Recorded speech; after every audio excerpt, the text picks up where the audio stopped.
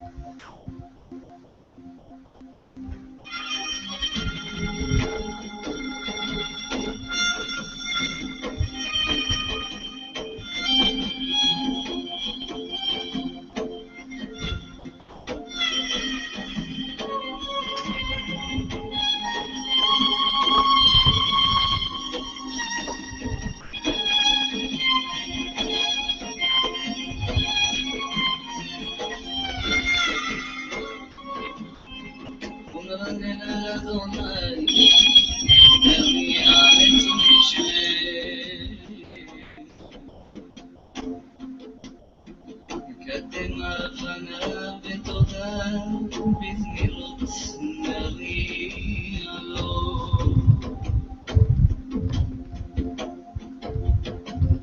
אל גדול אדוני ומלך גדול על כל אלוהים.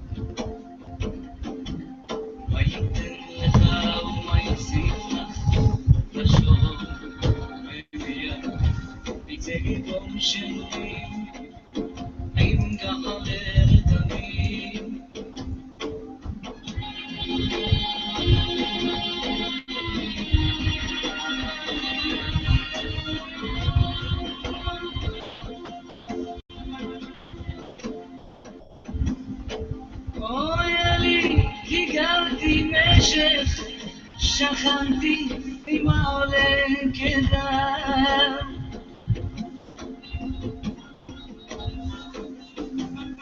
מבט שכן על הנפשי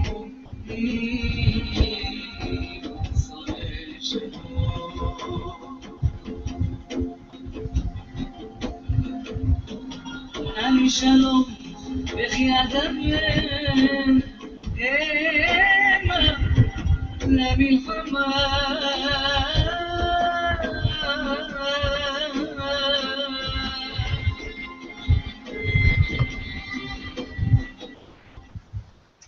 Ok, Shabbat Shalom a todos, meu nome é Bimoshe, 15 de abril de 2016, hoje estamos exatamente há uma semana do Pêssar, o qual seria, vamos dizer assim, a nossa pré-redenção, né? Estamos ensaiando a nossa redenção, né? Que venha logo o nosso Redentor, né? Bendito aquele que vem no nome do Eterno, que assim o seja. Espero que os amigos estejam se preparando para o Pêssar, né? Somos ordenados a retirar todo o fermento das nossas casas, né? Das nossas habitações, né? Então faz uma pesquisa aí, vê o que tem fermento, o que é fermento, e retire da sua casa, consuma ou dê para alguém, faça o que você quiser. Mas no dia de Pêssar, por 7 dias, nós somos ordenados a nos abster de todo o fermento, inclusive de tirar o fermento da nossa casa, tá? Isso é uma alusão, tá? É um treinamento para você pesquisar a sua vida, né? E retirar aquilo que é pecado, aquilo que infringe a Torá, né? Então você começa pelo físico e eventualmente isso afeta o teu espiritual, né? Que o Eterno seja convosco nessa jornada, nessa preparação de peça, né? Que é uma consagração das nossas vidas, né? O Eterno nos abençoe. Vamos lá para Josué, é o nono vídeo, né? Eu creio que mais uns 2, 3 vídeos nós vamos estar encerrando essa série e vamos estar avançando para o livro de Juízes, que também é bem interessante, e vamos aí complementando os estudos que o Eterno tem colocado nos nossos corações, e os irmãos estão aí sendo edificados, estão recebendo mais entendimento, né, do que realmente é tomar posse das promessas do Eterno. Vamos lá então, vamos para Josué 18, e assim está no capítulo 18, né? Nesses últimos estudos estamos falando mais sobre a divisão da terra, né? E onde você vai ver o loteamento, né? Por isso que eu coloquei o mapa aqui logo de início. E vamos falando aí, cobrindo essas partes, né? De aonde quem vai ficar aonde. Então vamos lá no 18, né?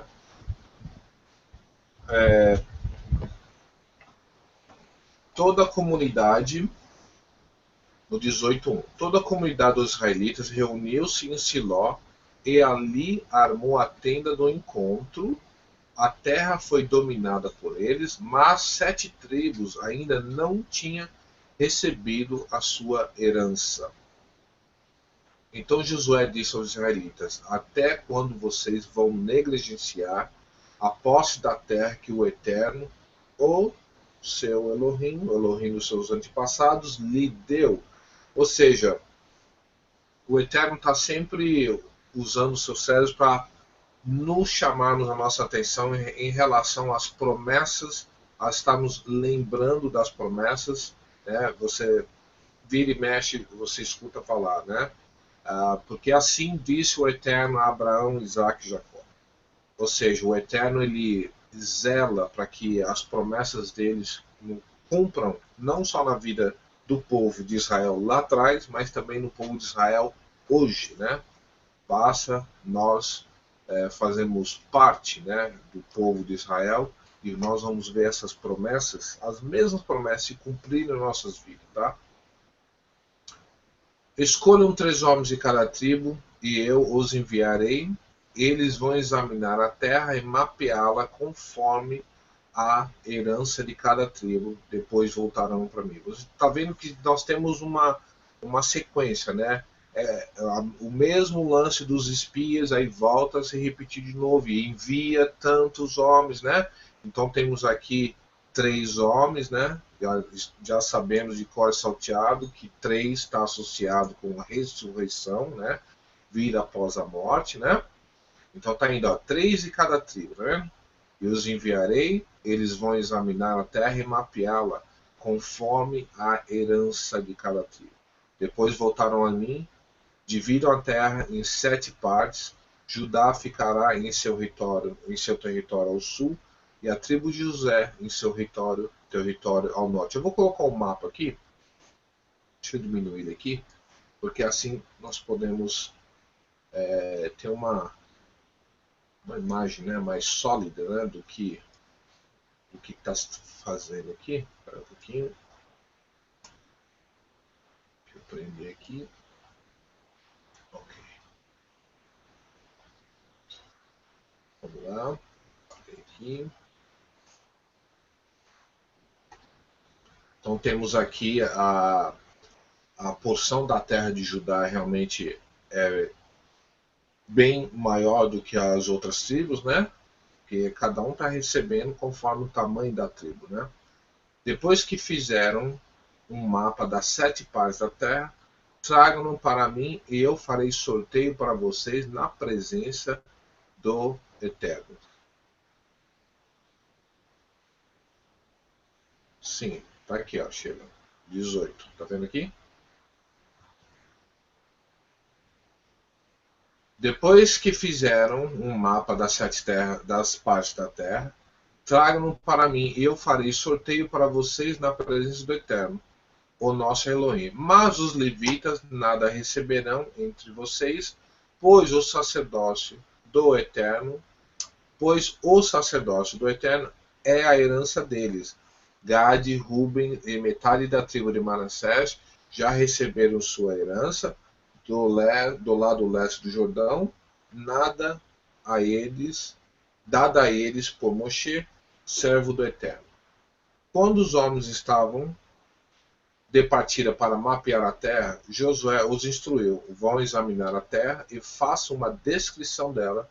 Depois voltem e eu farei um sorteio para vocês aqui em Siló, na presença do Eterno. Os homens partiram e percorreram a terra, descreveram num rolo, cidade por cidade, em 7 partes, e retornaram Josué ao acompanhamento de Siló. Josué fez então um sorteio para eles em Siló, na presença do Eterno, e ali distribuiu a terra aos israelitas conforme a porção devida a cada tribo. Ou seja, foi feito algo estratégico, né? Porque não tinha como dar para ajudar, por exemplo, essa porção aqui, né? Porque não tinha espaço, né? Suficiente para a tribo, né? Então foi algo bem estratégico aí, né? Saiu a sorte para a tribo de Benjamim, clã por clã. O território sorteado ficava entre as tribos de Judá e de José. No lado norte, na sua fronteira, começava no Jordão, passava pela encosta norte de Jericó e prosseguia para o oeste, para a região montanhosa, terminando no deserto de Beit Aven. Dali ia para a encosta do sul de Luz, que é Betel, e descia para Atorote Adar, na montanha que está ao sul de Beit Haron Baixa, da montanha que ficava de frente de Beit Haron no sul, a fronteira virava para o sul ao longo do lado ocidental e terminava em Kiriat Baal, que é Kiriat Jearim, cidade do povo de Judá, que estava. Essa era o lado ocidental. A fronteira sul começava no oeste, nos arredores de Kiriat Jearim, e chegava à fonte de Neftoá. A fronteira descia até sopé da montanha, que ficava de frente do lado de Ben-Guinom, ao norte do vale de Refaim. Depois prosseguia descendo pelo vale de Rinom ao longo da encosta sul da cidade dos Jebuseus e chegava até em Roel.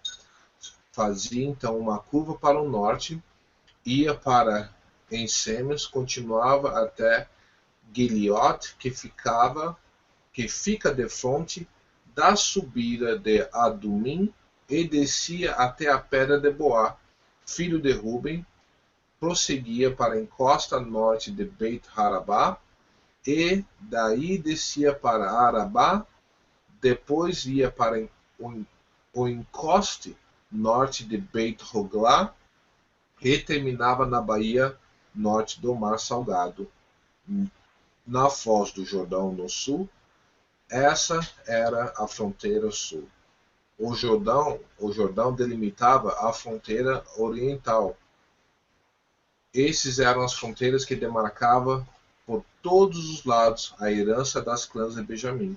A tribo de Benjamim, clã por clã, recebeu as seguintes cidades: Jericó, Beit Hoglan, Emek-Keziz, Beit Arabá, Zemaraim, Betel, Avim, Pará, Ofrá, Quemar, Amonai, Ofni, Gebá. Eram 12 cidades com os seus povoados: Gibeon, Ramá, Beerot, Mispá, Kefirá, Mossá, Requel, Irpeel, Taralá, Zelá, Elef, Zebus, que é Jerusalém, Gibeá e Kiriat. Eram 14 cidades com os seus povos.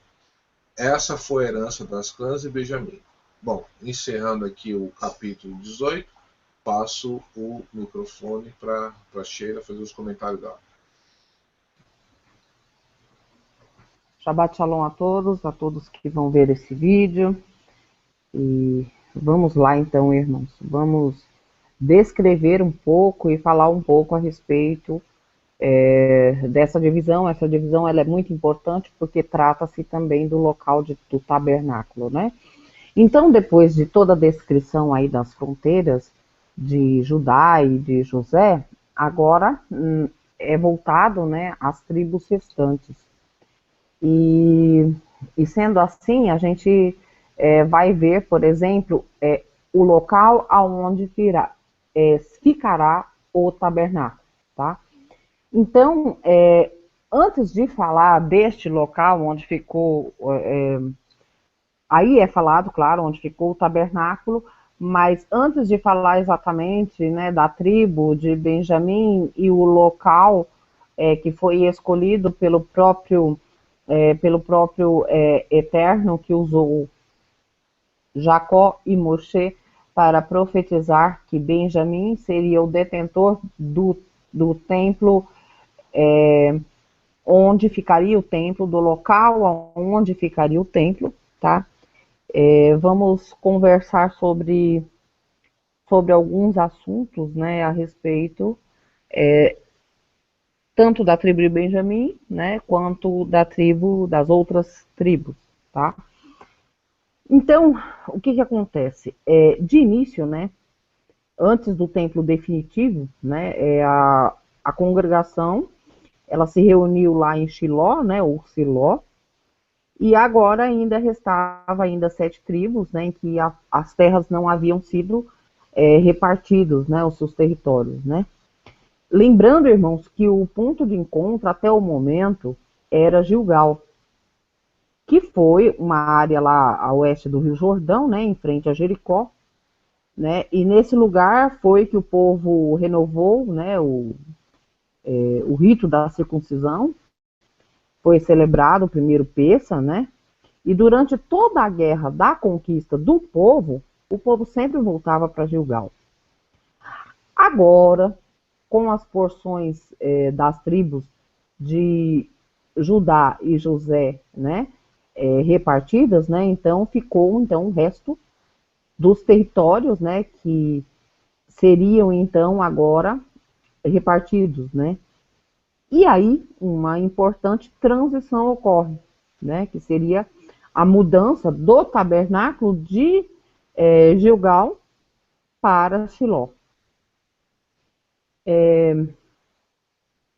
O próprio Mishnah, ele nos dá algumas instruções sobre os lugares em que ficou o tabernáculo antes de ir para Jerusalém e virar realmente o templo, tá? Lembrando que Shiló, ele ficava dentro de Efraim, não ficava dentro do território de Benjamim, né? A localização, ela é dita, inclusive, no livro de Juízes, né, 21, que fala que fica, inclusive, nas terras altas, tá? Então, o que acontece? Haviam algumas instruções deste lugar e sobre os sacrifícios que eram feitos, né? Sendo que antes do tabernáculo era permitido que fossem feitos altares de pedra, sem serem pedras lavradas, né? Em algum lugar um pouco mais alto, vamos dizer assim, né? Para que o serviço, né, do sacrifício fosse feito. E antes era feito por quem? Pelo primogênito, né? E somente depois que foi erguido o tabernáculo, eu estou falando do deserto, tá? É que foram proibidos esses altos, né? E esse serviço começou a ser realizado, irmãos, pelos Kohanim, né? A maioria dos sacrifícios só podia ser comido, irmãos, dentro das cortinas, né, do templo, né, do tabernáculo ainda, né, não era templo ainda. Enquanto que os sacrifícios, que eram chamados sacrifícios de menor santidade, né, ou melhor, era o dízimo do Maser Sheni, né, e esse dízimo ele poderia ser consumido em qualquer lugar dentro do acampamento israelita. Da mesma forma que aconteceu quando foi feito o templo em Jerusalém, tá? No templo em Jerusalém, você separava, né, as primícias para o sacerdote, né, para os sacerdotes. Eu estou falando, tá, por exemplo, de sacrifício pacífico, tá, que pode ser comido. O sacrifício por pecado não pode ser comido, tá? Ele tinha que ser totalmente queimado. Então, mas desses sacrifícios e exatamente dos dízimos, os dízimos dos cereais, das plantações, eu tirava o Maser Sheni, e esse Maser Sheni era para eu festejar aquela festa junto com a minha família em Jerusalém, tá? Nesse caso, não havia, por exemplo, esse tipo de dízimo, né, no deserto, porque não plantavam, né? Toda a comida que eles tinham era na verdade, os animais, né, que eles acabavam não comendo, que era para sacrifícios, e não havia plantação, né? Então não tinha outro tipo de dízimo, né, para poder darem. Então, isso só foi ser feito quando eles entraram na Terra Prometida, tomaram conta da Terra Prometida e começaram realmente a plantar, né, e a terra dar, né? Então, irmãos, olha só, quando o povo ele veio para Gilgal, né, os lugares altos, que é chamado lugares altos, né, seria, vamos dizer assim, um lugar, uma elevação, qualquer elevação poderia ser feito isso. Por que uma elevação? Porque se caso, sei lá, desse uma chuva ou qualquer coisa, o altar não ia ser desmanchado, vamos dizer assim, né? Então, quando eles estavam em Gilgal, né, o sacrifício, né, ou seja, os altares foram novamente o que? Permitidos. Havia uma permissão para que você mesmo pudesse fazer, por exemplo, este sacrifício, porém, claro, aí já tinha a supervisão criteriosa, né, dos sacerdotes, tá? Já em Shiló, foi proibido estes lugares altos, né? E as paredes do tabernáculo lá, irmãos, já foram feitas de pedra, tendo o que? Somente o teto que era coberto de alguns tecidos e peles, tá? Depois o tabernáculo foi para Nove e Givon, né? E os altos novamente foram permitidos por causa da situação que eles estavam enfrentando na época, dependendo da situação, irmãos. Mas, claro, os sacrifícios só podiam ser comidos, né, apenas dentro da cortina, né, da cortina do tabernáculo, né. E quando foi feito o templo em Jerusalém, os lugares altos foram novamente proibidos e nunca mais foram autorizados. Então, não é uma autorização, não é autorizado que seja feito sacrifício fora de Jerusalém, tá? E fora das paredes lá do templo. Então, pessoas hoje que estão fazendo sacrifícios estão contra a lei, viu, irmãos? Tá? Tem um tratado chamado Tratado Zevahim, né? No capítulo 14, que fala, né, que esses lugares altos eram esses altares, né, improvisados, né, para o sacrifício, né, e eles ficavam lá realmente aí em cumes de montanhas ou alguma elevação. Qualquer família tinha um papel, vamos dizer assim, bem ativo nessa cerimônia, né, através do primogênito, né, que iria realizar o ritual necessário, né? Mas daí, depois que os primogênitos perderam o direito de serem sacerdotes das suas próprias famílias, por causa do pecado do bezerro de ouro, então o sacrifício começou a ser algo centralizado, né, e usado, né, somente feito, né, por Kohanins, da tribo de Levi, né.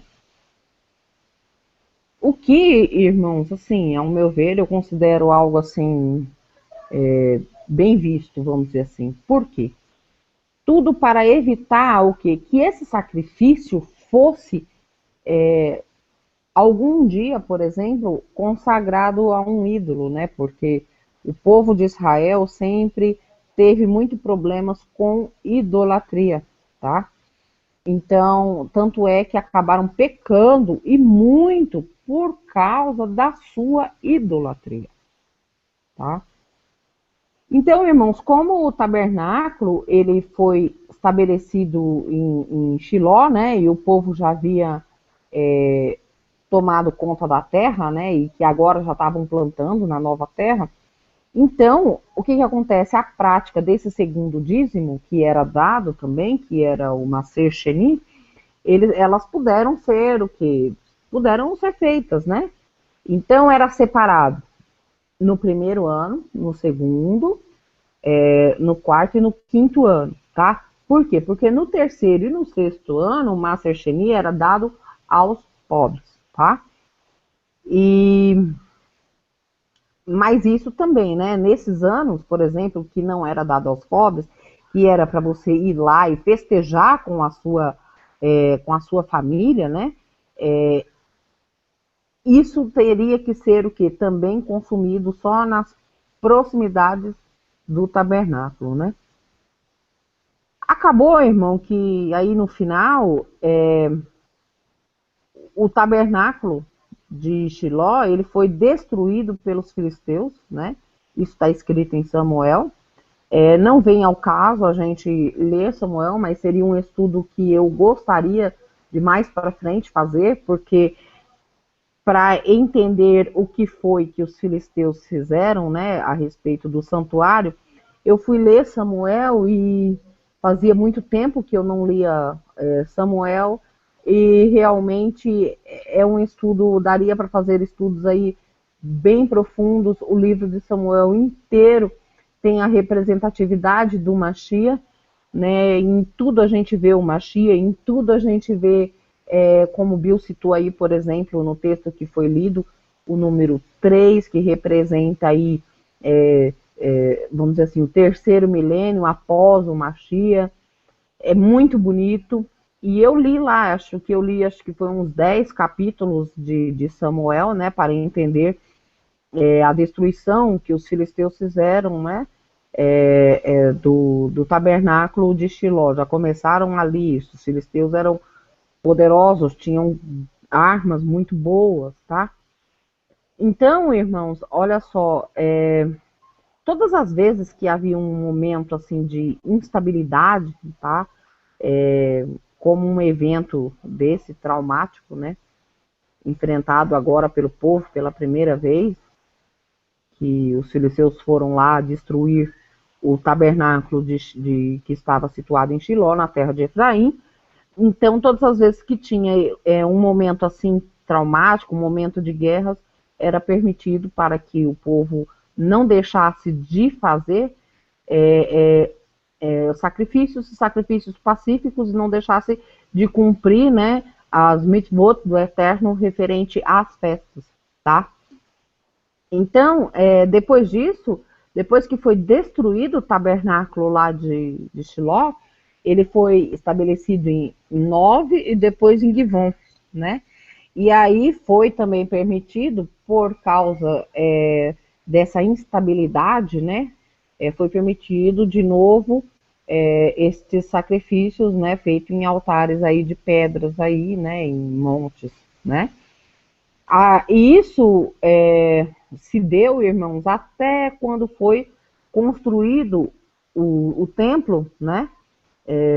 Por Salomão, né? No século 9 antes de Machia, né? E é claro, irmãos, que a adoração ao Eterno, né, não deve ser limitada, né, a um templo ou a lugar algum, né?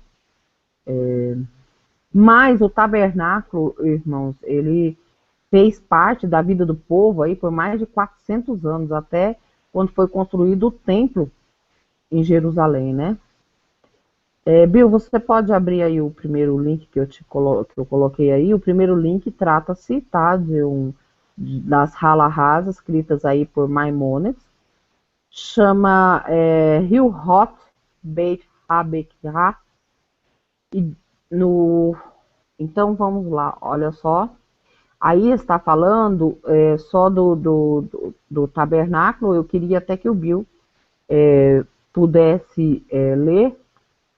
Antes que ele pudesse ler, vou falar aqui que, na verdade, o tabernáculo, ele e é dito aí, né, que foram aí 480 anos, né, então imagina, o Brasil tem 500 anos, imagina, o tabernáculo estava no meio do povo durante 480 anos, né, então, bem, a tradução não está tão ruim, né? Foi uma tradução do Google, espero que os irmãos entendam, tá? Mas eu gostaria que o Bill lesse, por exemplo, a Halahá 1 e a Halahá 2 de Maimônides aí. Eu vou fechar o meu microfone aqui enquanto o Bill lê. Ok, Sheila, obrigado. Só para deixar confirmado aqui, tá? Antes de ler isso, né? Em Deuteronômio 12, 13, nós temos a instrução que nos instrui, né? Tenham cuidado de não sacrificar os seus holocaustos em qualquer lugar que lhes agrade.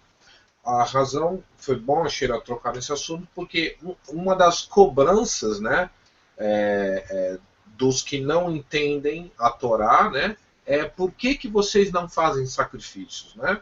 Aí quando eu falo que nós não moramos em Israel, não, mas isso não tem nada a ver. Aí quando eu falo que não tem sacerdócio levítico, isso aí também não tem nada a ver. Quando eu falo que não temos templo, isso aí também não tem nada a ver. Quando eu falo que nós não temos altar, isso aí também não tem nada a ver. Então ficou claro aqui agora, né? Existe uma instrução que proíbe de fazer o que essa pessoa estava falando, que não tinha, que ele falou bem assim, né, numa discussão aí, numa conversa aí, eu não vejo problema nenhum você fazer um sacrifício aí e oferecer para o Eterno no fundo do quintal. A resposta está aqui, né? Eu sei que essa pessoa nem vai ver isso, mas como nos preparar, não é defender a Torá não precisa de defesa, mas nós precisamos entender a Torá para que nós possamos nos proteger quando somos abordados numa questão essa. Às vezes até é inocente a pergunta, né? Mas qual o problema de você fazer? O problema é que o Eterno falou para não fazer. Ele declarou, decidiu em um lugar. Quando o pessoal chegou na Terra Prometida, porque ele falou, mas antes eles faziam no deserto. Sim, mas quando chegou na Terra Prometida, então o Eterno estabeleceu um ponto e ali que era para ser feito, e não mais em outros lugares, né? Só para ficar bem claro aí. Bom, vamos lá para as halahots, né? Onde é vamos dizer, uma mini instrução baseada na Torá, né? Então vamos lá, é um mandamento positivo para construir uma casa para o Eterno, lembrando que o Eterno não habita em nenhum lugar do universo, tá? Mas é uma referência para nós, lembrando que é uma linguagem para nós, tá? Porque sabemos que o Eterno nunca habitou em templo nenhum. O único templo que o Eterno habita é aquele que ele faz com as suas próprias mãos, né? Preparados, é um mandamento positivo para construir uma casa para o Eterno, preparados para sacrifícios a serem oferecidos dentro, né? Nós devemos, né, celebrar lá 3 vezes por ano, como está escrito em Êxodo 25:8, e afirma, tu me farás um santuário. Só que nesse mesmo texto ele fala assim, para mim habitar no meio do povo, né? O texto não diz, tu me farás um santuário para mim morar dentro dessa caixinha, né? Não, para mim habitar no meio do povo, né? Ou seja, o santuário é como se fosse um ponto de contato, tá? No estudo que nós fizemos, quando chega na parte do santuário, nós demonstramos que o santuário é como se fosse um corpo, né? E nós entendemos que faz referência ao corpo do Mashiach, né? O santuário construído por Moshe já está descrito na Torá, ele foi apenas temporário, como diz Deuteronômio 12:9. Afirma para, nesse momento, para não vir ou ao lugar de descanso e à herança. No 2, ou seja, vamos analisar algo aqui. Israel se tornou uma nação em 1948, né?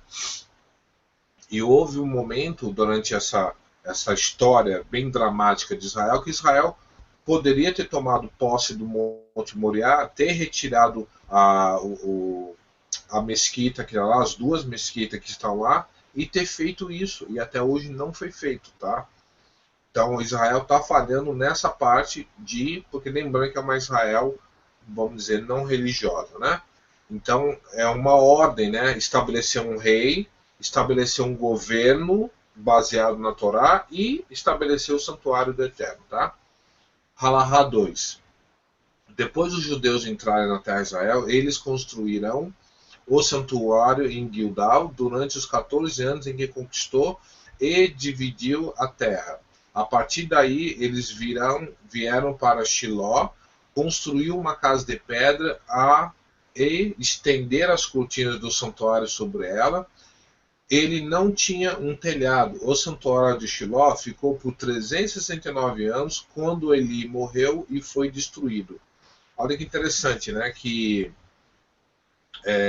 como a própria Sheila falou, quantos anos, né? E até então era aquele santuário do deserto mesmo, que estava navegando no deserto.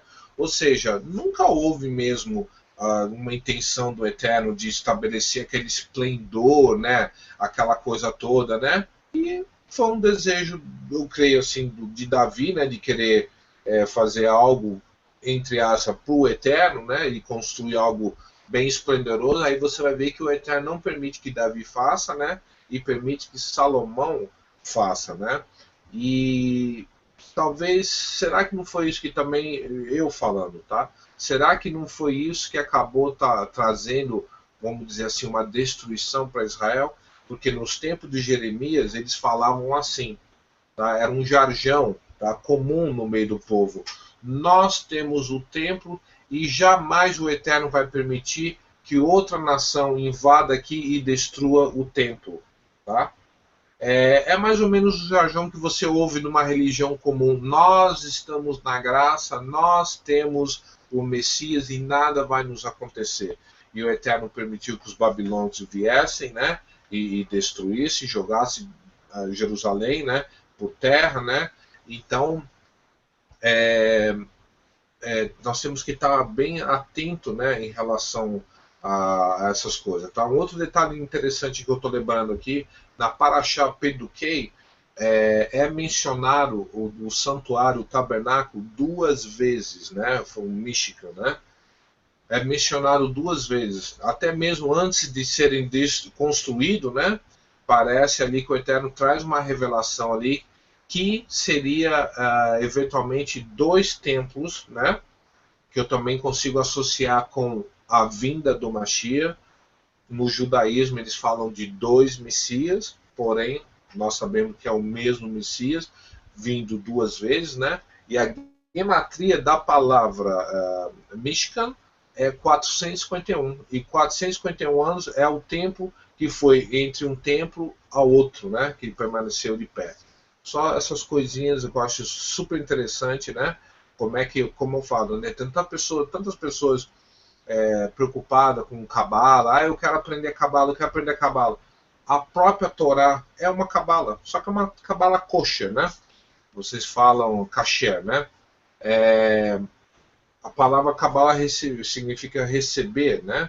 A Torá está cheio de coisas inseridas ali. Se você realmente gastar tempo na Torá, você vai ver que existe muita coisa misteriosas, né? Coisas que estão assim realmente que chega até, né? A pessoa coça a cabeça, fala, como é que pode um negócio desse, né? Então, prosseguindo aqui, né? Depois eles vieram a Eu não sei se isso aqui é uma data, deixa eu ver aqui no inglês o que é. Eu não sei bem o que está querendo dizer com esse 9 aqui, né? Será que é o 9 de Av? Não sei. Eles vieram a Nova e construíram um santuário. Quando Samuel morreu, foi destruído. E eles vieram para Givon e construíram um santuário de Givon. Eles vieram para a estrutura eterna em Jerusalém. Os dias do santuário estavam em novembro de Givon. Foram 57 anos. Prossegue aqui, Sheila. Pode prosseguir até a terceira aí, né? E tá bom já. Uma vez que o templo foi construído em Jerusalém, tornou-se proibida a construção de santuário para o Eterno ou para fazer sacrifício em qualquer outro lugar. Não há nenhum santuário para todas as gerações, exceto em Jerusalém. E especificamente no Monte Moriá, como está em 1 Crônicas 22:1, afirma e Davi declarou: essa é a casa do Eterno, e esse altar para os holocaustos de Israel. Salmo 132:14 afirma: este é o meu lugar de descanso para sempre. Tá?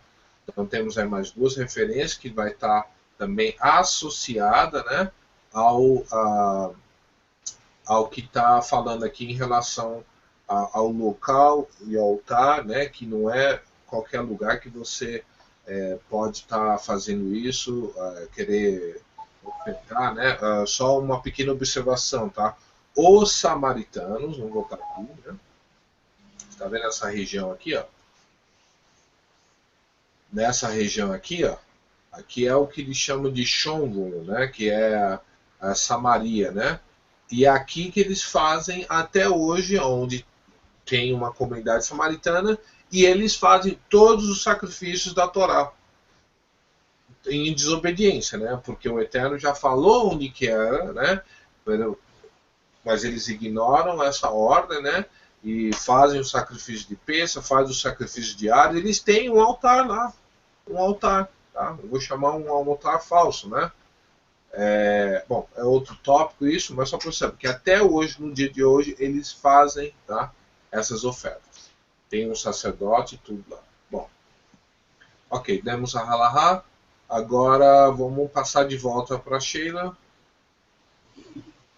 No caso dos samaritanos, tá, é que eles não entenderam, né, porque havia as bênçãos e as maldições, né, inclusive as maldições, né, as bênçãos no Monte Gerizim e as maldições no Monte Ebal, mas aquilo era em referente a quê? Referente às mitvot positivas e as negativas, tá? Era referente a isso.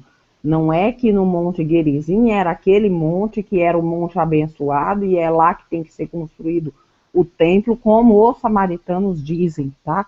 Eles não entendem essa passagem. Na verdade, eles não entendem a maior parte das passagens, tá? Da mesma forma como eles não acreditam que há necessidade de um Mashiach, né? Até mesmo os ortodoxos consideramos eles como messiânicos, mesmo que eles não entendam que houve uma primeira vinda do Messias. Eles creem somente numa primeira vinda que nós já cremos como sendo segunda vinda. Os samaritanos nem isso, eles não creem realmente em Messias algum, tá? Para eles, Messias é algo descartável. Então, eles não entendem da Torá, porque a Torá inteira nos remete ao Mashiach, tá? Mas, voltando ao que nós lemos aí, então é o seguinte, irmãos, a diferença, tá, aí na arquitetura do tabernáculo, já de Shiló, onde as paredes elas eram de pedra, né, e somente o teto que era de tecido, né, claro, também era uma estrutura temporária, né, como todas as outras estruturas, onde eram feitas de placas, né, e madeira de acácia, né, e a cobertura também era feita de tecidos, né, inclusive linho e peles de animais, né, onde poderia ser desmontado e montado, né, onde fosse necessário lá no deserto, né. No entanto, o que foi estabelecido em Shiló e as paredes, né, que não havia mais necessidade que as juntas do tabernáculo fossem prendidas com anéis ou barras, né? Então, tudo isso foi guardado, tá? Quando eles foram para Givon, né? 9 era tipo um povoado de Givon. Quando eles foram para lá, né? Por causa dos filisteus que destruíram o santuário, né? De Shiló, eles montaram novamente, né, as barras, os anéis, e as madeiras, né, as madeiras de acácia, né, e tudo isso era guardado, né, para que fosse montado caso houvesse necessidade, já que não havia ainda nenhuma estrutura em Jerusalém, né. Então, já em Jerusalém, depois, é feito, na verdade, com as paredes de pedra, né? E o teto era de cedro. E tudo era revestido de ouro por dentro, viu, irmãos? E o que essa progressão, né, de Shiló tem a ver com o povo? O que tem a ver com o povo, irmãos, é com o assentamento do povo, o assentamento permanente do povo na terra, tá?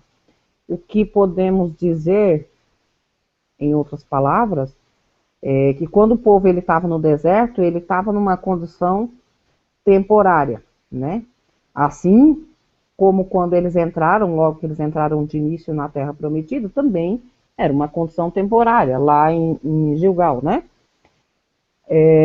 Porém, com as muitas guerras, né, e guerras a serem enfrentadas, a situação do tabernáculo, né, e a precariedade, vamos dizer assim, do local, né, também impedia com que fosse algo mais definitivo, não que Shiló seria definitivo, mas para os nossos tempos, para as nossas épocas, 369 anos, acho que foi isso, o tempo que ficou em Shiló, era bastante coisa, tá? Era bastante tempo, né? Então, depois que foi enfrentada essas guerras, né, pela posse da terra, né, agora sim, né, poderia ser estabelecido, né, algo um pouco mais definitivo, tá? Sendo assim, somente o teto que ele começou a ser, foi preservado daquele mesmo do deserto, tá? Mas essas paredes, elas eram de pedras, e isso indicava também que o povo de Israel tinha alcançado que um marco importante no seu desenvolvimento nacional, entendeu? De povo, né? De Estado, né? E eles tinham conseguido entrar na terra e tinham começado a formar e a criar raízes nessa terra, né? Nessa terra que era uma terra bem fértil, né? Historicamente, irmãos, esse período do tabernáculo em Shiló, ele corresponde ao quê? A uma regra, né? Dos juízes, né? Que seria algo relacionado à transição. A transição do quê?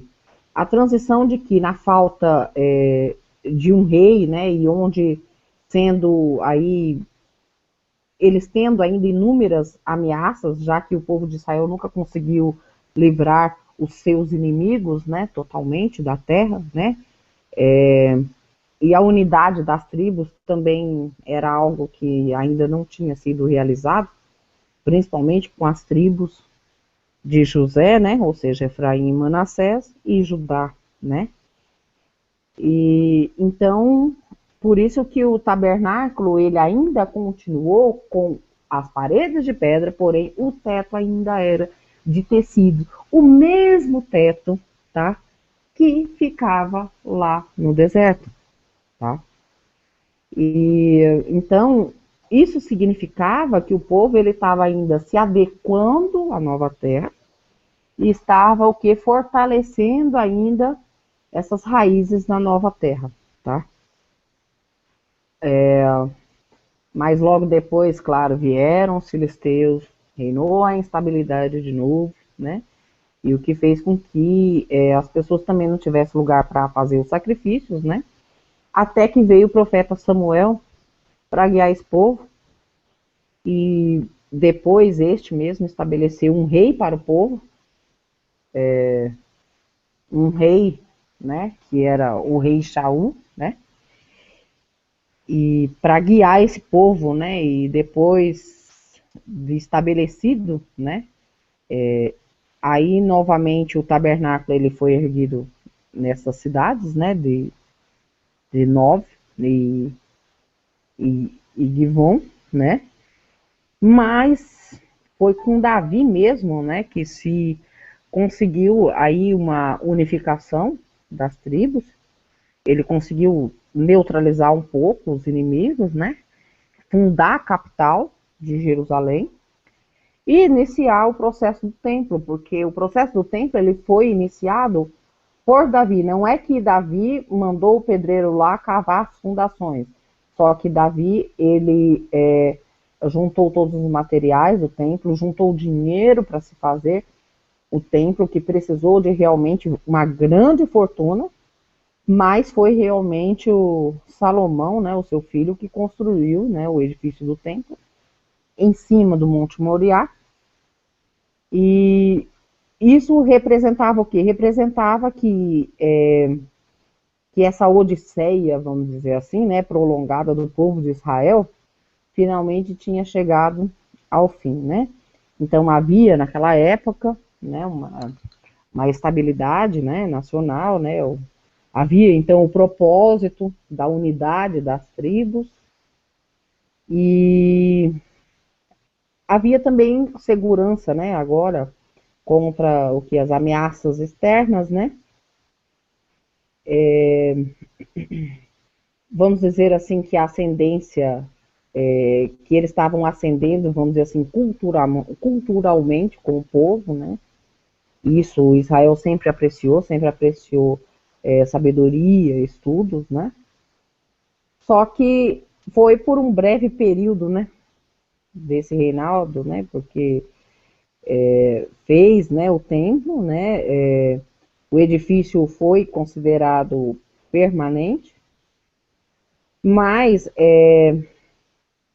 a gente sabe, né, que as pessoas elas se espelhavam nessa época, né, nesse destino, né, elas se espelhavam como sendo templos, né, e elas viam como o templo, como o corpo mesmo dela e da comunidade, tá? Vamos dizer assim que a sorte do tabernáculo, né, ela deve sempre refletir o quê? Ela refletiu o quê? As agonias do povo quando a situação era crítica e refletia também, por exemplo, os triunfos da nação, que foi o que aconteceu em Shiló, né? Então, irmãos, a gente entendendo que essa condição, né, do tabernáculo, né, e o templo é a mesma condição do povo, né, não é de se admirar que nesse quadro aí das escrituras, né, e logo depois que houve o exílio da nação de Israel, dessa terra, né, mas que pelos profetas a promessa de uma restauração, né, ela está ligada também ao templo, né, a partir do momento que o templo foi destruído, havia também, né, uma promessa dessa reconstrução. O que nos leva, irmãos, verdadeiramente a pensar o que? Em Techuvá, ou seja, os nossos templos estão destruídos, o nosso corpo foi destruído por mentiras, por contaminações com outros deuses, com ídolos, com os ídolos das nações. Os ídolos das nações não são só ídolos de pedra e gesso, há ídolos mesmo, por exemplo, de entendimento, por exemplo, muitas pessoas que se idolatram a si próprias. Então, tudo isso, né, as destruições que o tabernáculo teve que sair de um canto para outro, como teve essa destruição pelos filisteus em Shiló, né? Isso nos mostra, né, que realmente nós teríamos os nossos corpos em plena destruição. Destruição, o que é destruição nas Escrituras? Destruição nas Escrituras causa a morte, e a morte é causada por pecado. E todos nós, quando estávamos em desobediência às mitzvot, todos nós estávamos, vamos dizer assim, que destruídos e mortos, ok? Então, irmãos, esse livro aí de Josué, ele é escrito enquanto ainda o tabernáculo está até em Gilgal, né? Claro, o livro descreve a época do tabernáculo, né? E o estilo dele, ele é escrito e descrito no livro dos Juízes, né? E depois é acompanhado toda essa saga do tabernáculo ainda no livro de Samuel, né? Que é onde existe realmente a transição da época dos juízes para a época monárquica, né?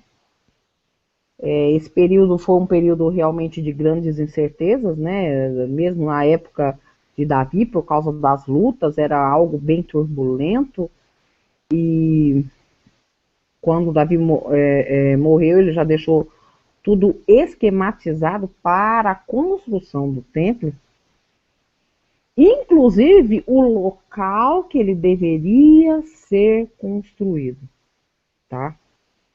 E Salomão, né, ele cumpriu lá a construção, né?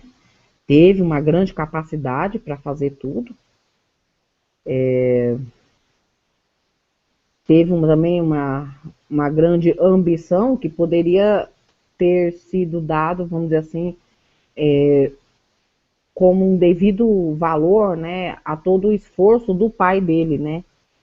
Ao trabalho do pai dele, ao trabalho que o povo teve para chegar até aquele momento da construção do templo, né? Como é mostrado também no livro de Samuel.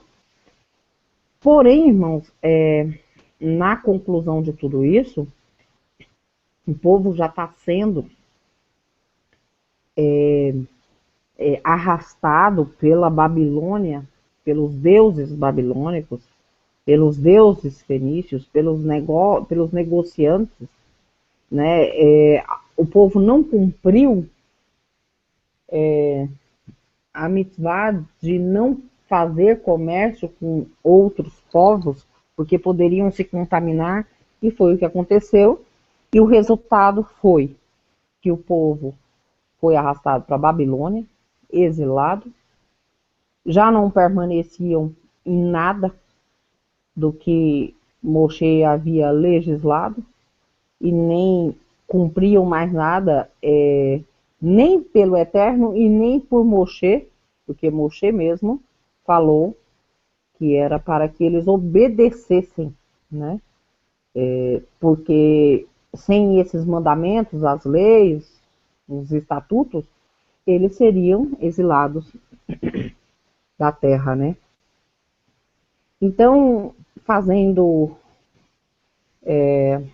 vamos dizer assim, uma representação entre Shiló e Jerusalém, eu tenho aí duas etapas, tá? Que há uma interligação, vamos dizer assim, na consolidação do povo. O início, né, do povoamento, a garantia da permanência, né, que é falado, né, no livro de Devarim, no capítulo 12, de 8 a 11, se o Bill quiser abrir aí, né, Deuteronômio 12, capítulo 12, versículo 8 a 11.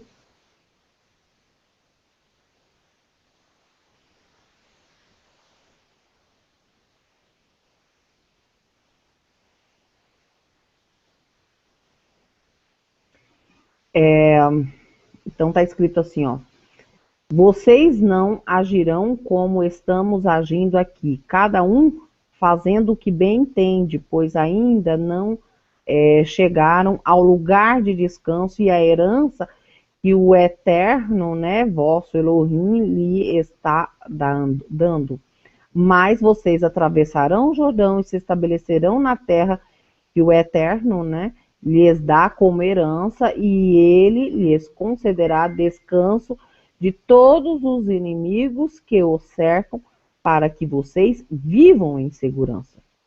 Então, para o lugar que o Eterno, né, escolher como habitação de seu nome, vocês levarão tudo o que lhes ordenar, holocaustos e sacrifícios, dízimos e dádivas especiais, e tudo o que tiverem prometido em voto ao Eterno, tá? Então, acho que está bem esclarecido, né? Essa parte aí eu não preciso nem falar mais, porque é exatamente o que foi feito pelo povo, né? Bill, se você quiser abrir lá aquele, o Chifre de Varim, 66 lá, que era a outra, acho que era outra, não, o outro, ele vai abrir, não, aí, isso. Aí, por exemplo, tá, eu tenho, aonde está falando, por exemplo, do templo em Shiló, tá, que era a terra de Efraim. Então diz assim, até quando, né, fez sacrifícios em locais de culto, né, ou seja, os sacrifícios se continuariam, né, para você ainda tem que chegar ao refúgio da herança, ou seja, Deuteronômio 12:9, que foi o que nós acabamos de ler. E aí foi concedido que a permissão para utilizar os locais de culto a partir do momento de haver o que? Se refugiar na terra até o momento de receber a herança da terra. Agora o refúgio refere-se ao local de culto em Shiló, enquanto a herança refere-se a Jerusalém, como se indica, né, lá em Salmos, né, 132, como a gente já leu, né. Então, o Rabino Judá diz, né, que a matéria deve ser exatamente o oposto. O refúgio refere-se claramente a Jerusalém, enquanto a herança refere-se a Shiló, tá?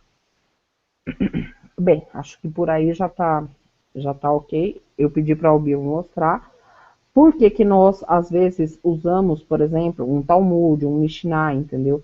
Porque dependendo do que nós falamos, os irmãos podem achar que nós estamos inventando algo da nossa cabeça quando a gente vai falar aqui. Então, eu acabo mostrando as fontes para os irmãos verem que a gente não está inventando e que outras pessoas, outros rabinos também falaram daquilo lá e pensaram da mesma forma, tá?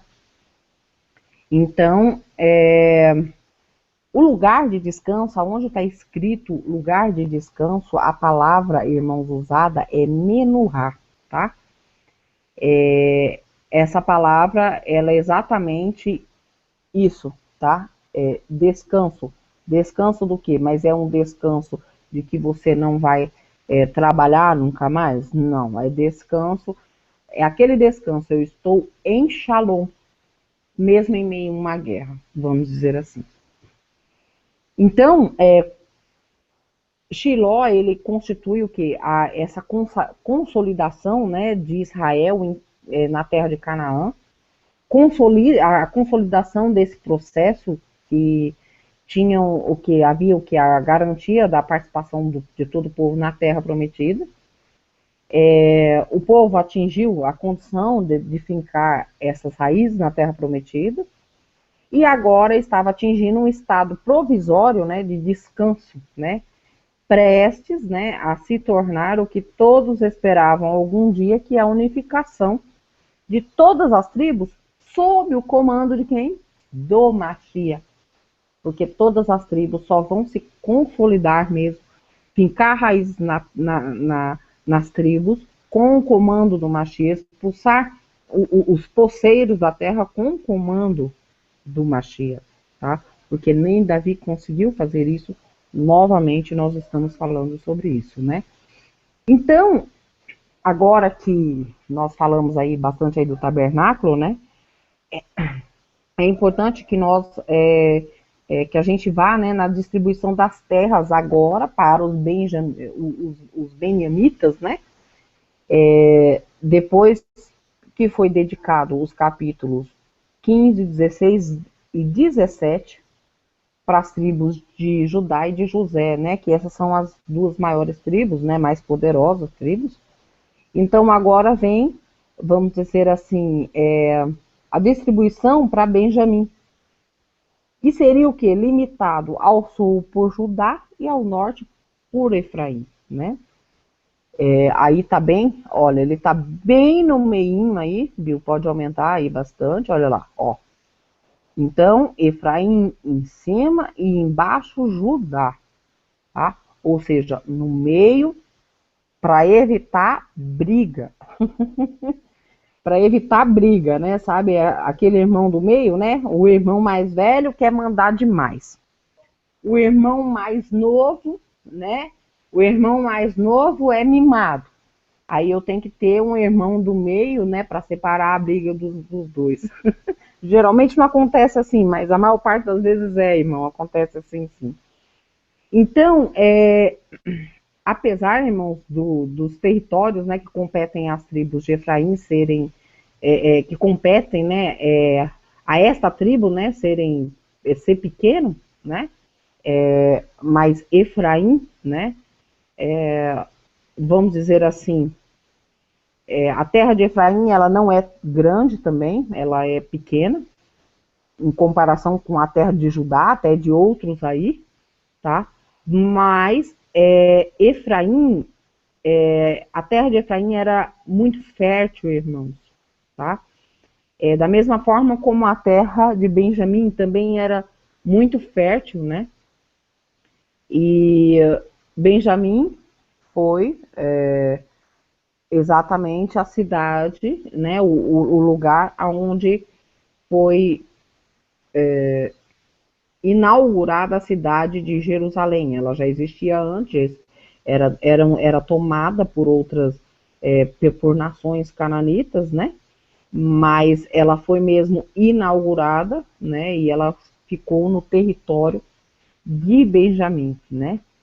Benjamim teria o futuro lugar, né? Do templo, né?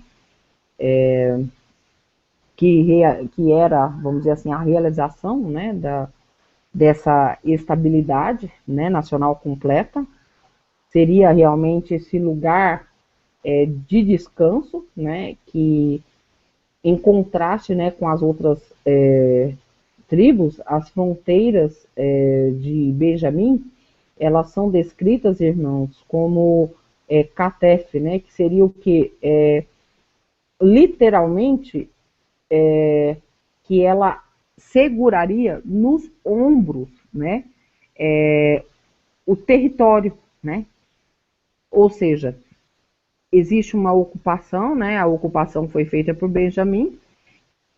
E o que é Jerusalém? Jerusalém seria algo relacionado como um planalto, né? Não pode ser considerado nenhum monte muito alto. E ele naturalmente ele é separado, né, por vales, né, em todo o redor deles, né. Bill, você poderia abrir aí em Devarim 33, 12, né? Então, o que aconteceu?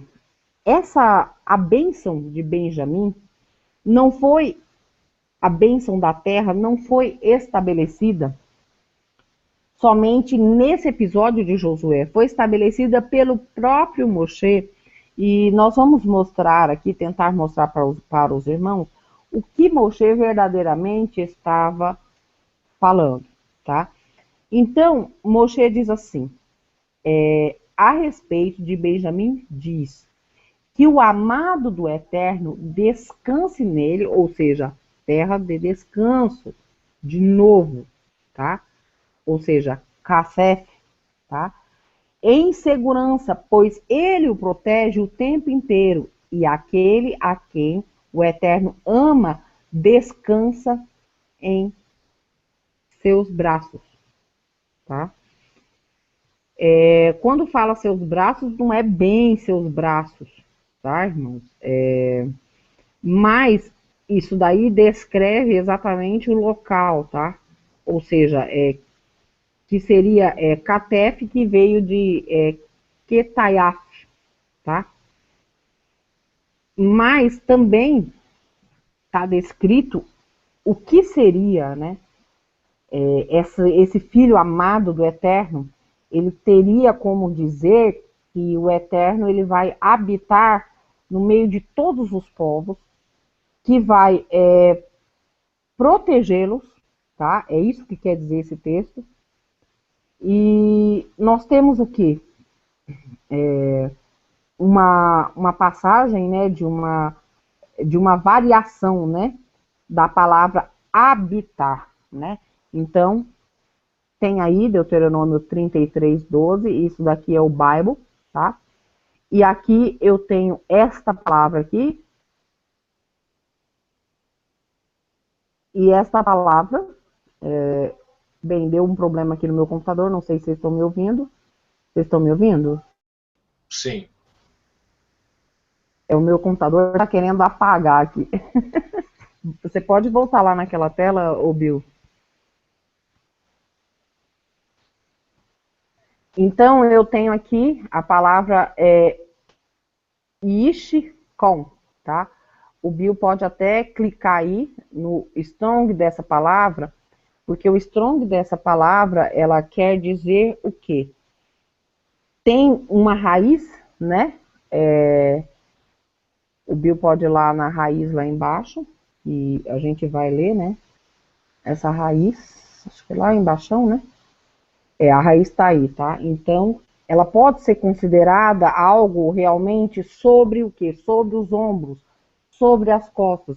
Então, Benjamim tinha a responsabilidade de carregar, não só separar das encrencas Judá e Efraim, como carregar todos os outros irmãos, detendo o quê?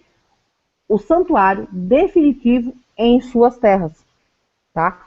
Então eu tenho a palavra também, né? Quando é falado, né? Também lá embaixo, volta de novo, Bill, e volta de novo a tela aí um pouquinho. Lá embaixo, pode ir lá embaixo. Aí eu tenho, aí ó, Ketefaf, né? O Vav, né? Que fala exatamente dos ombros, tá? Pode clicar no Strong. Vamos ver essa concordância aí. Está em inglês porque não tem esse Strong em português aí, tá? Então, o que acontece, irmãos? Benjamim, entre todas as tribos, ela é um retrato, vamos dizer assim, de toda a relação intensa do povo e tensa desse povo, intensa e tensa ao mesmo tempo, tá? Da mesma forma que Judá, né, e José, eles eram tribos reconhecidas, né? Da mesma forma que eles eram respeitados, mas essa respeitabilidade também trouxe o quê? Muita rivalidade.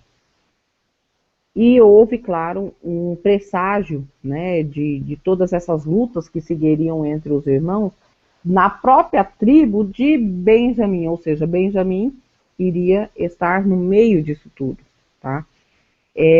Nessa mesma linha, Benjamim servia como se fosse um amortecedor entre esses irmãos, e seria considerado, e vai ser considerado também na frente, como uma fonte de quê? De reconciliação, desse povo com o próprio Eterno, sendo que o templo é neste lugar.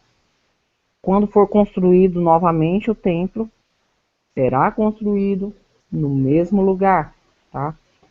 Benjamim era o irmão mais novo, tá? O seu papel, o que que era? Era reconciliar os outros, né? Tão certo como esse, vamos dizer assim, esse solo sagrado, né? Que foi onde houve o quase sacrifício de Isaac, ele foi programado para algum dia servir o quê? De uma fonte de unidade nacional de Israel, né?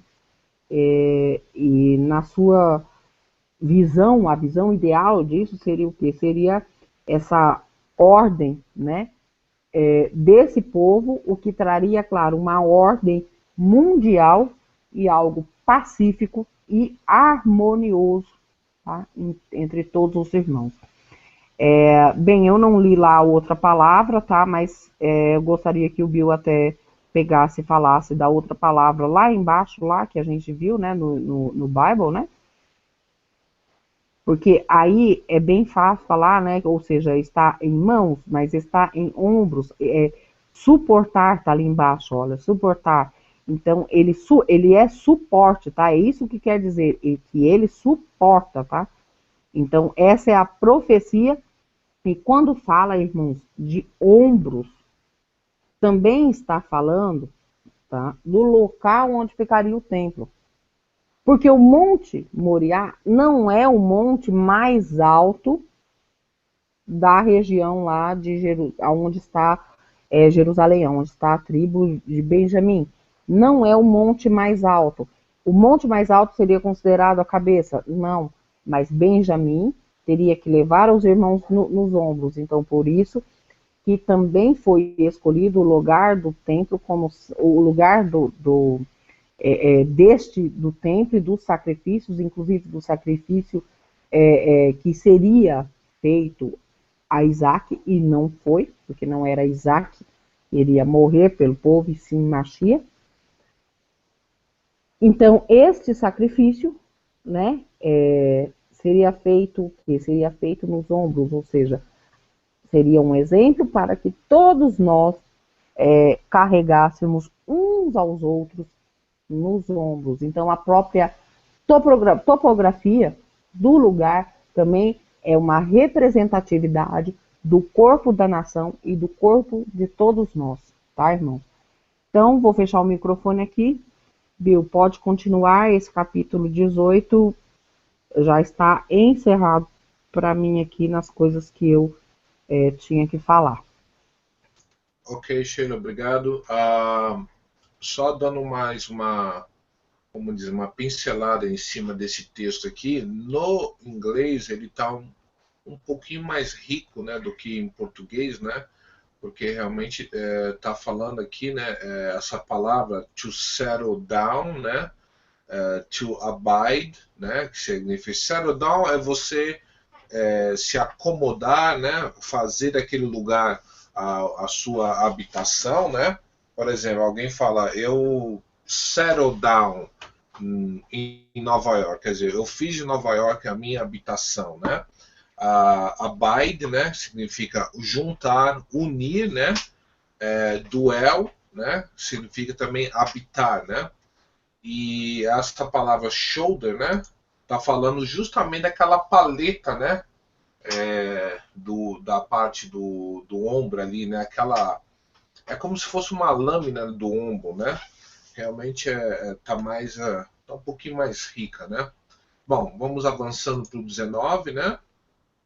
Josué 19 e prosseguindo, né? Continuando, né? A divisão das terras, né? Vou colocar o mapinha aqui do lado, cadê? Só um minuto. Que assim vai ajudando a gente conseguir visualizar, né? Enquanto a gente vai lendo aqui.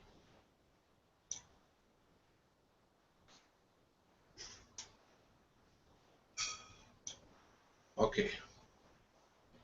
no 19:1. Na segunda vez, a sorte caiu para a tribo de Simeão, clã por clã. A herança deles ficava dentro do território de Judá. Está aqui, né? Está vendo que eles estão cercados por Judá, né? Parece como se fosse assim, uma proteção, né? Eles receberam Berseba ou Sheba, Molade. Berseba, se eu não me engano, é o lugar onde Abraão cavou um poço, tá? Tolade, perdão, Berseba, Selá, Molad, Hazar Suad, Balá, Azen, Tolade, Betu, Orman, Ziklag, Beit Marcabote, Hazar Suzan, Beit Lebeote e Saruém. Eram 13 cidades com os seus povos: Ain, Rimon, Éter e Assan. 4 cidades com seus povoados e todos os povoados ao redor dessas cidades: Ater, Baalat-Ber, que é Ramá, no Negev. Essa foi a herança da tribo dos Simonitas, clã por clã. A herança dos Simonitas foi tirada de Judá, pois Judá recebera mais terras do que precisava. Assim, os Simonitas receberam sua herança dentro do território de Judá, as terras da tribo de Zebulão. Na terceira vez, a sorte caiu para Zebulão, clã por clã. A fronteira da sua herança ia até Sarid e de lá ia para o oeste, chegava a Maralá, alcançava Dabeset e se estendia até o ribeiro próximo de Joqueneão. De Sarid fazia uma curva para o leste, para o lado do nascente em direção ao território de Quiselot Tabor, prosseguia até Debarate e subia para Jáfia. Depois continuava para o leste até o Gate Hefer e Eit Kazim. Chegava a Rimon e fazia uma curva na direção de Néia. Do norte a fronteira voltava até Hanaton e terminava no vale de Ifael. Aí também estavam Catate, Naalan, Simron, Idalá e Belém. Eram 12 cidades para os seus povoados. Essas cidades com seus povoados foram a herança de Zebulão, clã por clã. Deixa eu abaixar um pouco aqui o mapa aqui. Ok. As terras da tribo de Isacar. Na quarta vez, a sorte saiu para Isacar, clã por clã. Seu território abrangia Jezreel, Quesulot, Sunem, Rafarim, Sion, Anarate, Rabite, Quison, Ebes, Remete, em Ganaim, em Radá, em Bet-Pazes. A fronteira chegava a Tabor, Sazamim, Beit-Semes e terminava no Jordão. Eram 16 cidades com seus povoados. Essas cidades com seus povoados foram a herança da tribo de Isacar, clã por clã. As terras da tribo de Aser. Na quinta vez, a sorte saiu para Aser, clã por clã. Seu território abrangia Eucate, Hali, Beiten, Aksafe, Lamelec, Amade e Missal. A oeste, a fronteira alcançava o Carmelo e Sior Libinate. De lá virava para o leste em direção a Beit Dagon, alcançava Zebulon e o vale de Ifael, e ia para o norte para Beit Emelec, Enei, passando para Cabul à esquerda, Hebron, Reob, Ramon e Canaan, até Sidom, a grande, e depois a fronteira voltava para Ramá e ia para a cidade fortificada de Tiro. Virava na direção de Rosa e terminava no mar, na região de Aksib. Afete e Reob eram 22 cidades com seus povoados. Essas cidades com seus povoados foram a herança da tribo de Aser, clã por clã. as terras da tribo de Naphtali. Na sexta vez, a sorte saiu para Naphtali, clã por clã. Suas fronteiras iam desde Helef e do Carvalho de Zaanim, passava por Adame, Negeb, Jabneel e ia até Lacum, território no Jordão. Voltando para o oeste, a fronteira passava por Azinot Tabor e ia para Hukot. Atingia Zebulão ao sul, Azer a oeste e ao Jordão a leste. As cidades fortificadas eram Zidim, Zer, Hamat, Hakat, Kineret, Adamá, Ramá, Hazor, Quedes, Edrei, En Hazor, Irão, Midgael, Harão, Beit Anat e Beit Semes. Eram 19 cidades com seus povoados. Essas cidades com seus povoados foram a herança da tribo da Naphtali, clã por clã. As terras da tribo de Dan. Interessante aqui uma pequena observação, né, que Dan está dividido em duas seções. Né? Então temos Dan aqui, né? Deixa eu aumentar um pouquinho. Então nós temos Dan aqui, nesse lugar aqui embaixo, né? Entre Efraim, Judá e Benjamim, e temos Dan aqui como praticamente dividindo, né? Praticamente o mesmo território com Dan, com Naphtali, né? Vamos lá. As terras da tribo de Dan. Na sétima vez, a sorte caiu para Dan, clã por clã.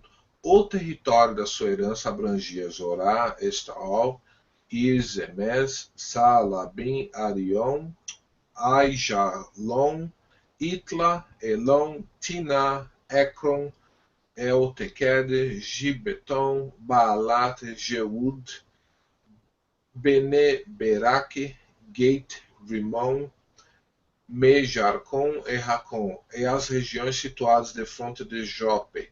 Mas a tribo de Dan teve dificuldade para tomar posse do seu território. Por isso, atacaram Lesen, conquistaram-na, passaram-na a fio da espada e ocuparam, estabeleceram em Lesen e lhes deram o nome de Dan por causa do seu antepassado. Essas cidades, com seus povoados, foram herança da tribo de Dan, clã por clã. Lembra que eu mostrei no outro estudo, né, que eu tive a oportunidade de passar por aqui, né? Aqui é bem na fronteira com o Líbano, né? E a Síria, onde tem aquela cidade antiga, né? Que não foi construída pelos israelitas, né? Foram por um povo cananita, né? Aonde eventualmente Jeroboão iria estabelecer um templo, né? Um outro altar, né?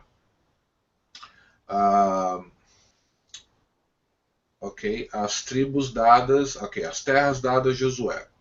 Quando terminaram de dividir a terra dos territórios delimitados, os israelitas deram a Josué, filho de Nun, uma herança no meio deles, como o Eterno tinha ordenado. Deram-lhes a cidade que ele havia pedido, Timnat-Será, nos montes de Efraim, onde ele reconstruiu a cidade e se estabeleceu. Ou seja, ele estava em alguma região aqui dentro da terra de Efraim, né? Foram estes os territórios que o sacerdote Eliezer, Josué, filho de Nun, e os chefes da clãs das tribos de Israel repartiram por sorteio em Siló, na presença do Eterno, a entrada da tenda do encontro, e assim terminaram de dividir a terra. Só uma pequena nota aqui, né? Eu não sabia disso, que no Alcorão, não lembra que agora qual é a passagem, né?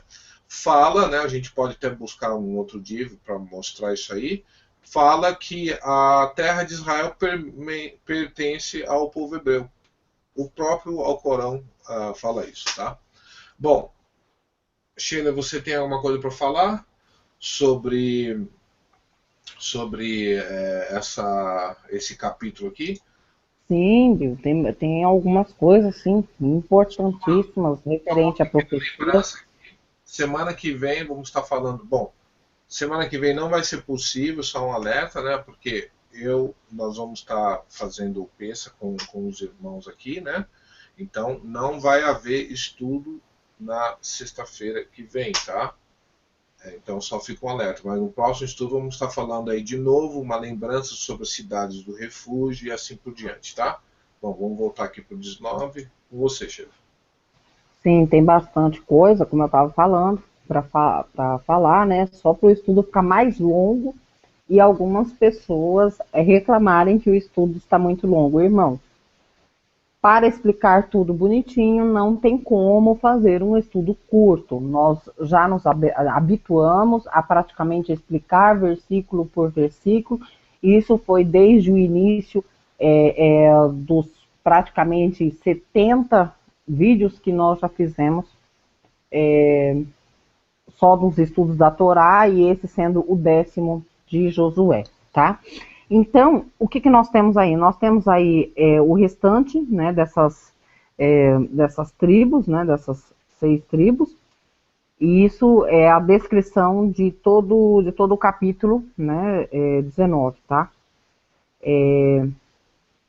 Todo o texto, ele geralmente, ele dedica o quê? 8 versos para cada uma das tribos, não é muito especificado detalhadamente, como foi com Judá, José e Benjamim, mas é importante que nós conheçamos cada uma das tribos, tá? A Aline me fez uma pergunta aqui, ela perguntou assim, a Aline Teixeira perguntou, foi feito o sorteio? Ou eles escolheram, né, para onde queriam ir, tá? E a partir do momento dessa pergunta, muito, muito boa essa pergunta dela, vamos explicar o que houve e o que fez com que eles permanecessem nesse tipo de divisão de terra, tá? Então, eu tenho aí a primeira divisão, que seria o quê? Para a tribo de Simeão, né? É importante ter em mente, irmãos, que na maioria dos casos, os territórios tribais são delineados, né, e descritos, né, de extensão a extensão, vamos dizer assim, né? Na maioria das vezes, né, é descrito assim, porém nós sabemos, né, que o território inteiro não foi alcançado pelas lutas no período de Josué, porque havia ainda cananitas no meio do povo, tá? Então, essa área distribuída, a tribo de Simeão, ela, olha só, irmãos, vocês podem ver, né, no mapa, Bill, coloca o mapa de novo, tá? Ela é descrita como sendo dentro da tribo de Judá. E é mesmo, né? Na tribo de Judá, ou seja, acho que sobe mais, olha só. Fizeram um círculo, olha aí, Simeão, e todo o resto pertencia à tribo de Judá. Era uma terra grande, extensa, tá? Mas o que acontece? Simeão, ele não recebeu, né, um lote, né, independente. Não era toda essa circunferência aí que você está vendo que era deles, tá? Claro, ele ficou, a escolha foi que ele ficasse realmente confinado no meio do seu irmão mais forte e mais poderoso, que era Judá, tá?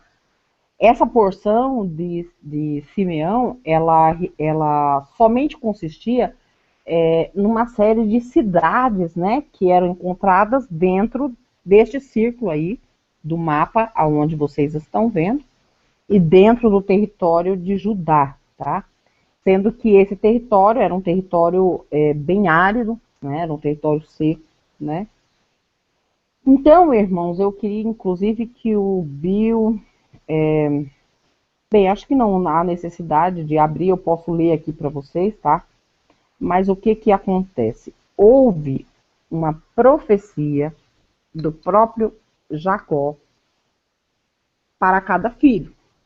E a profecia para Simeão e para Levi é muito interessante e tem tudo a ver e tem tudo a ver com a terra. Está em Gênesis 49, se o Bill quiser abrir.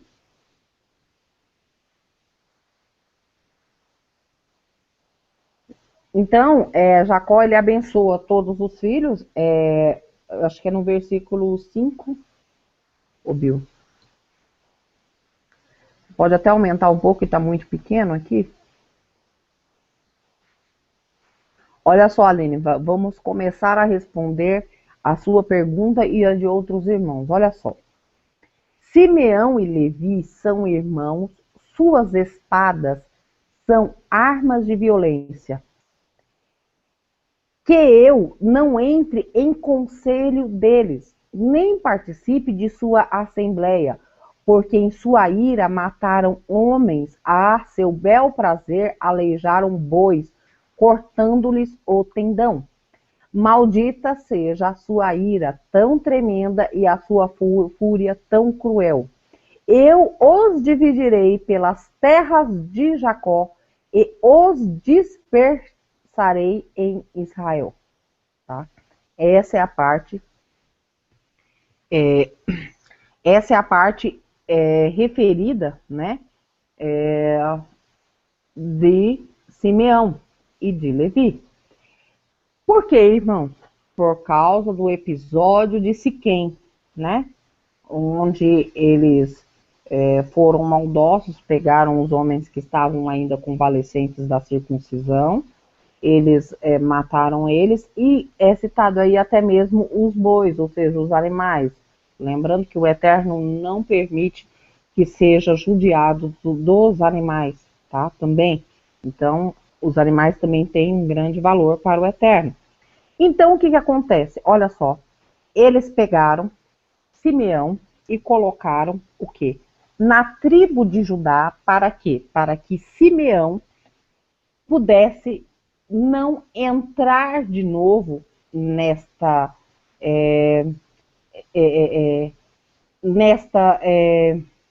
como que eu posso dizer?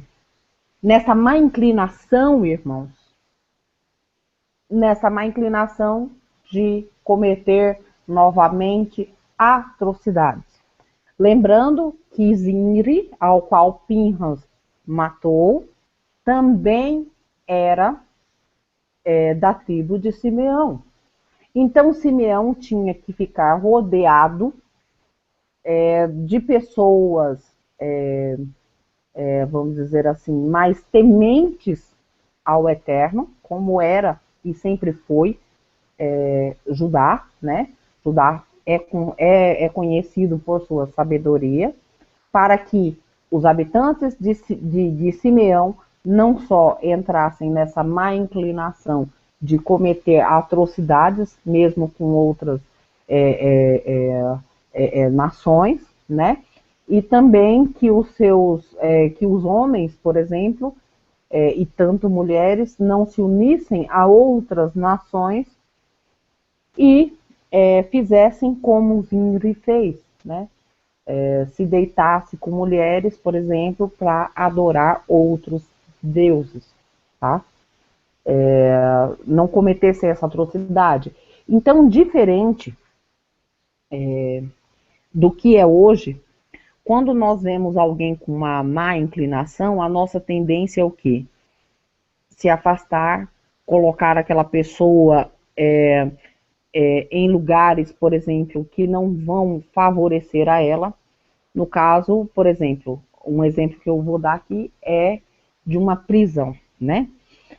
Quando você vê alguém que tem má inclinação, que comete crimes, essa pessoa logo é encarcerada numa prisão, onde ele vai encontrar pessoas tão ruins quanto eles, ou piores do que eles, e essas pessoas não vão ensinar nada de bom para eles, tá?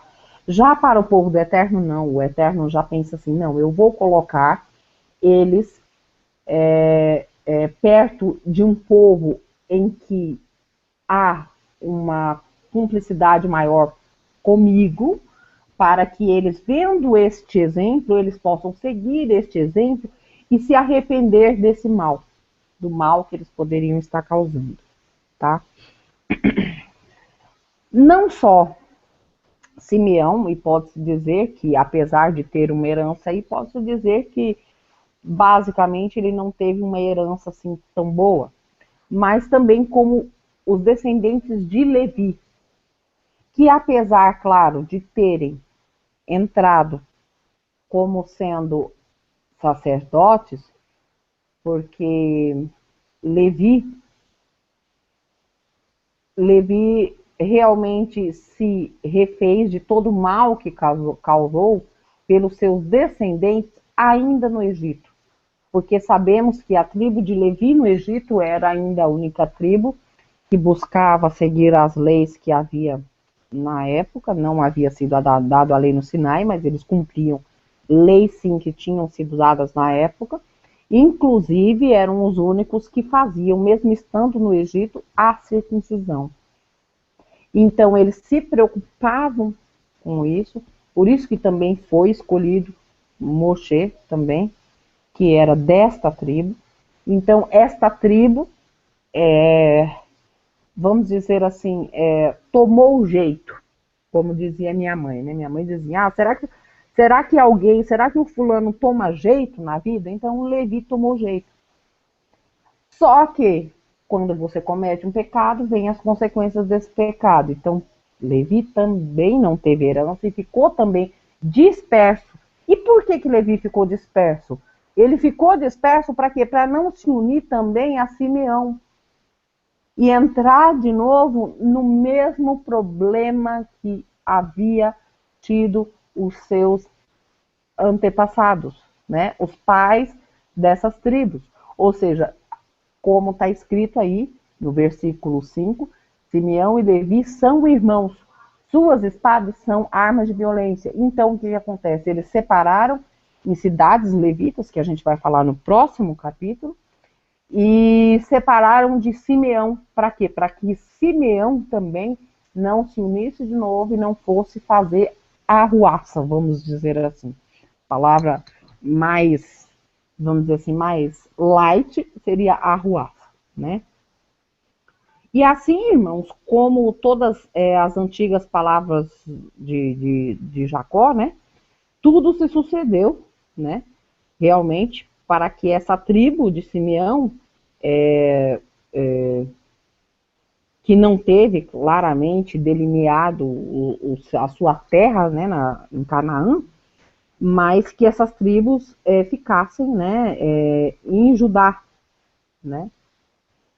Tudo isso foi o resultado, tá, da imprudência de o seu antepassado Simeão, ou seja, você cometeu um pecado, aquele pecado com a sua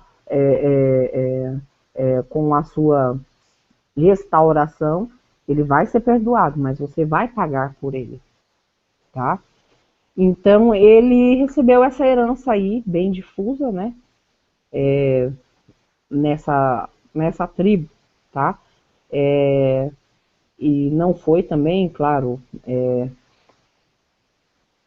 também as escolhas, né, individuais de um ser humano, elas podem, irmãos, produzir o quê? Repercussões e consequências daquilo que você faz, não só na sua vida, não só na vida dessa pessoa que está plantando algo, tá? Mas como a vida, por exemplo, dos seus descendentes, que é o caso de Simeão e também Levi, e na vida de todos os que cercam essas pessoas, e nós mesmos, né? Se nós também plantarmos coisas ruins, nós vamos colher as consequências disso daí, tá? Embora, muitas vezes, irmãos, as nossas ações, elas podem parecer aí insignificantes na hora, né? No entanto, no passar dos anos, vão haver reflexos destas nossas escolhas. Assim sendo, as sementes que nós plantamos hoje podem brotar também, criar raízes, florescer, no entanto, de uma forma que nós não esperamos, né? Já que, irmãos, nós não temos esse controle do que virá depois, né? Dependendo do que se planta, nós não temos o controle do que virá, para onde vão esses galhos, né? Então, nós temos que ter, vamos dizer assim, uma consciência de que nem sempre a nossa expectativa é a realidade, né? E a realidade, ela pode ser bem diferente, tá? Agora, sobre as tribos restantes, né? Então, eu tenho Zebulon, né? Zebulon, ele se estabeleceu aí no mar, a oeste do mar de Quinerete, né? Na costa aí do Mediterrâneo, perto da faixa de Carmel, né? E o seu envolvimento, vamos dizer assim, tá? Com a parte marítima, era um envolvimento forte, só que para isso o Zebulon precisava o quê? De Aser. Por quê? Porque Zebulon não tinha, por exemplo, passagem para o Mediterrâneo, tá? Então, isso faz com que essas duas tribos, sempre estivessem precisando um do outro, tá? E Jacó mesmo, ele tinha comentado também, né, vamos dizer assim, dessa parceria entre Zebulon e Aser, tá? Ele comentou isso em Devarim 33, no versículo 19, depois se os irmãos quiserem ver. Então, também temos aí o território de Issacar, né, Shahar, como algumas pessoas falam, que inclui todo o Vale Fértil, né, essa região aí é uma das regiões mais férteis, né, que pega aí do Carmel aí, né, e prossegue até ao mar também, né, de Kinneret, né. Esse vale aí, acho que é chamado Vale Jezrael, é alguma coisa assim. Então, essa região, ela é de importante, vamos dizer assim, foi importante na agricultura, né? Mas também foi um importante ponto, né, na estratégia, tá? Por causa dessa rota, havia uma rota marítima que passava por essa região, né? Da mesma forma que a tribo de Asher, né? Essa tribo de Asher aí, ela tinha essa grande faixa de terra aí ao longo da costa, né? E isso incluía as cidades mais importantes, né? Dos fenícios, né? Que era Zor e Zidon. E o importante disso daí é que nós notemos que a maior parte dessas cidades aí, elas continuaram nas mãos dos cananeus, né? Então, o que acontece? Havia, por exemplo, em Aser, né, a profecia junto com Zebulon de que eles iriam realmente ser dos mares, tá? Já Naftali levou essas outras terras aí a leste da tribo de Aser, né? E o seu território era o território onde compreendia, né, a famosa Galileia, né, que é chamada Alta Galileia, né, que também tinha um vale também fértil, né, e tinha estava aí, vamos dizer assim, nas montanhas, né, próximas aí, né, e do sopé do Monte Hermon, né. E o que acontece? Todas essas tribos, elas também foram distribuídas semelhantemente ao que estavam dispostos no tabernáculo, tá? Então, a própria disposição delas em relação ao tabernáculo foi a disposição delas na terra, tá? Então, irmãos, vamos dizer assim que a posição, né, dessa tribo aí seria como se fosse uma retaguarda de todas as tribos, tá? A gente pode ver isso também em Números 10, 25, né? Também em relação a isso. Agora, o território de Dan, né? Ele foi, claro, também como uma profecia, né? E essa porção, né, que vem aí, limitada, limitada até também por Benjamim, né? E por Efraim e por Judá, né? Só que o que acontece? Dan reclamou, né, que estava muito pequeno o local, que era muita gente. Então eles foram lá em cima, invadiram lá em cima a terra de Naftali também, uma parte da terra de Naftali. Mas o problema é que Dan já estava com ideia de fazer comércio com estes povos pagãos. Então eles precisavam ter, vamos dizer assim, duas bases, tá? Tanto naquela época, Dan era povoada, irmãos, até hoje é povoada, porque hoje, vamos dizer assim, Dan compreende o quê? Tel Aviv, os subúrbios de Tel Aviv. Então, a região mais povoada de Israel, ainda, tanto naquela época quanto hoje, ainda se encontra no território de Dan, tá? Dan acabou invadindo reivindicando essa cidade aí, tá? Mas era, na verdade, porque eles queriam fazer comércio com outras nações, o que era proibido, tá? Então, depois de tudo isso aí, irmãos, que nós lemos, né, eles completaram de dar essa terra de acordo com as suas fronteiras, né, falaram das fronteiras, das cidades, né, e o povo de Israel, né, bem, vamos dizer assim, grato, deu a posse dessa terra para Josué, né, e Josué, ele ficou lá, né, perto lá de Shiló, e detalhe, Shiló ficava em Efraim, né, Josué era efraimita, então ele não estava de acordo também.